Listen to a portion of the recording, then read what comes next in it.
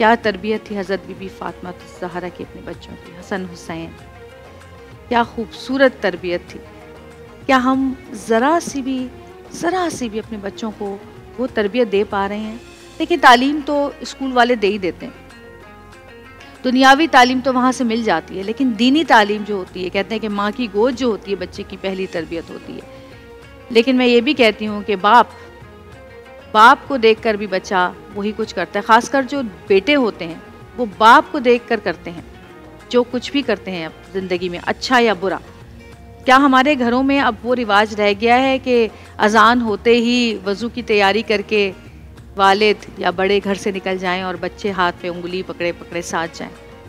बहुत कम रह गई हैं अब ये रिवायात।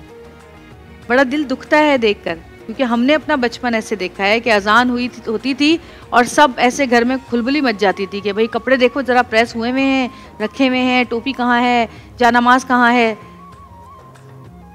आज मैं तो नहीं देखती ये सब कुछ होते हुए घरों में, बहुत कम कहीं नज़र आता है कि ऐसा हो। तो इस्लाम सिखाता है, अगर हम यही हज़रत लुकमान की अपने बेटे की नसीहत को देखें तो उन्होंने तौहीद की नसीहत की, सबसे पहले सबक सिखाया तौहीद का कि अल्लाह एक है और हज़रत मोहम्मद मुस्तफ़ा सल्लल्लाहु अलैहि वसल्लम के आखिरी रसूल हैं। मैं जितना कोशिश करती हूँ, मैं अपने बच्चों को जितना टाइम मिलता है मैं गाहे बगाहे, क्योंकि आजकल के बच्चे बड़े फास्ट हो गए हैं। आजकल के बच्चे तो मोबाइल हाथ में है, आईपैड हाथ में है, वो समझते हैं कि हमें सब इल्म है, हमें सब पता है। ठीक है, बच्चों को सारी अक्लें हैं, सब पता है, स्कूल में भी सीखते हैं, लेकिन माँ की कही हुई जो बात होती है, बाप की कही हुई जो बात होती है, उसका असर कुछ और ही होता है। और हमें अपना फ़र्ज़ निभाना चाहिए, हर हाल में निभाना चाहिए। हम ये ना सोचें कि बच्चों को तो सब पता है, बच्चों को तो सब पता है, स्कूल में पढ़ा दिया। नहीं, हमें अपना फ़र्ज़ निभाना है, हमें अपने बच्चों के दिमागों में डालना है। और मुझे ऐसा लगता है, मैंने जो अपने बच्चों की तरबियत की है, मुझे ऐसा लगता है कि तरबियत करना बच्चों की कोई मुश्किल काम नहीं है। छोटी उम्र से अगर आप बच्चों की तरबियत शुरू करेंगे तो बच्चे आपकी सुनेंगे भी, आपकी मानेंगे भी और उस पर अमल भी करेंगे। मेरे दोनों बच्चे 5 साल की उम्र से रोज़े रख रहे हैं, 6 साल की उम्र से पूरे रोज़े रख रहे हैं माशाल्लाह। छोटी उम्रों में कुरान पाक ख़त्म कर दिया और आज तक कारी साहब आते हैं। ऐसा नहीं है कि अगर इब्राहिम ने 4 साल पहले या 3 साल पहले या जन्नत ने 10 साल पहले कुरान पाक ख़त्म किया या 12 साल पहले ख़त्म किया तो कारी साहब ने आना छोड़ दिया। नहीं, वो रोज़ आते हैं और रोज़ पढ़ाते हैं। क्योंकि अगर हमने कारी साहब को ही रोक दिया कि चलो बच्चे ने अब दोबारा रिपीट कर लिया, कुरान पाक पढ़ लिया है और कारी साहब नहीं आएंगे, तो बच्चे भी पढ़ना छोड़ देते हैं। बच्चों के अपने इतने काम होते हैं, स्कूल के काम है, ये है, वो है, स्पोर्ट्स है, 10 जगह जाना है, आना है। लेकिन एक वक्त मुकर्रर है हमारे घर में कि स्कूल से आते ही कारी साहब आते हैं, चाहे 4 दफ़ा कुरान पाक ख़त्म कर लिया हो, 5 दफ़ा कर लिया हो, लेकिन रिपीटिशन चलती रहेगी, पढ़ते रहेंगे, आयतें याद करते रहेंगे। तो ये चीज़ें घरों में होनी चाहिए, रखनी चाहिए। और एक और चीज़, बच्चे बड़े सेंसिटिव होते हैं। मैं कहती हूँ हर बच्चा अल्लाह और उसके रसूल सल्लल्लाहु अलैहि वसल्लम की मोहब्बत लेकर दिल में पैदा होता है, जो भी मुसलमान घर में पैदा होता है या दूसरे ममालिक में अगर आप देखें जो मुसलमान रह रहे हैं, बल्कि मैं तो कहती हूँ हमसे अच्छे रह रहे हैं, हमसे ज़्यादा इस्लाम को फॉलो करते हैं, हमसे ज़्यादा जो है वो चीज़ों का ख्याल रखते हैं। तो मैं कहती हूँ कि बच्चे के दिल में हमेशा से अल्लाह और उसके रसूल सल्लल्लाहु अलैहि वसल्लम की मोहब्बत होती है। हम जब उम्रा पे गए तो इब्राहिम बहुत छोटा था, 4.5 पौने 5 साल का था, और हमें मौका मिला कि हम वहाँ पर हमने नमाज़ पढ़ी यतीम में, और उसके बाद खाने काबा के ग़िलाफ़ को पकड़ के हमने चूमना शुरू किया। और थोड़ी देर बाद मुझे इब्राहिम की हिचकियों की आवाज़ आई, तो मैंने कहा ये क्यों रो रहा है इतना।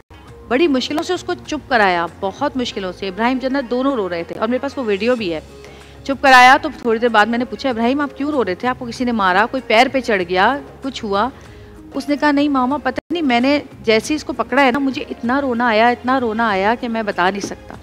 तो ये बात इस चीज़ का सबूत है कि अल्लाह पाक अपनी मोहब्बत बच्चों के दिलों में पहले ही डाल चुके होते हैं। उसको बढ़ाना, उसको उजागर करना, ये माँ बाप का काम है। बल्कि जवेरिया, यहाँ पे मैं ये भी बात कहना चाहूँगा, आपने जिस तरह पैदाइश की बात की कि पूरी दुनिया में जहाँ पे भी एक बच्चे की पैदाइश होती है तो उसकी जो असल होती है वो इस्लाम पे ही होती है, बेशक वो ईमान पे ही होती है हर बच्चे की, चाहे वो गैर मुस्लिम के घर पैदा हो रहा है या वो मुसलमान के घर पैदा हो रहा है। लेकिन उसके बाद देखें जो आपका आज टॉपिक है, जो मौजू है, कि वो माँ बाप ने ही अल्लाह कहना सिखाना है या रसूल अल्लाह कहना सिखाना है, और माँ बाप ने ही इश्क़ मुस्तफ़ा की गुत्थी डालनी है। और ये जो सबक पढ़ाना है, जिस गोद का हम जिक्र कर रहे हैं कि पहली दरसगाह माँ की गोद में जब बच्चा दुरूद पढ़ना सीखेगा और अल्लाह रसूल की मोहब्बत सीखेगा, तो फिर इससे आला तरबियत की मिसाल और क्या हो सकती? कोई भी नहीं हो सकती। बल्कि मैं एक छोटी सी आपको एक और बात बताती हूँ कि